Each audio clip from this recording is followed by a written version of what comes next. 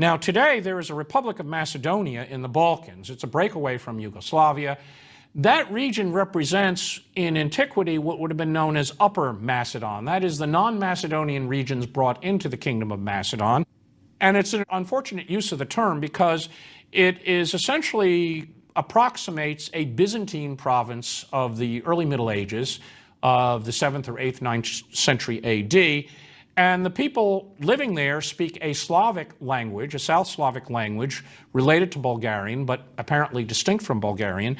And these Macedonian Slavs, maybe 2.5 million strong, represent in large part people who had moved in there in the early Middle Ages.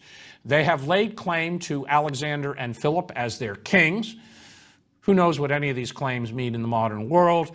Some of these Macedonian Slavs may well have ancestry going back to the ancient Macedonians as well as everyone else who's gone through the Balkans. The modern state of Greece is understandably concerned that these irredentist claims might lead to claims by the Slavic Republic of Macedon on places like northern Greece, which were part of ancient Macedon.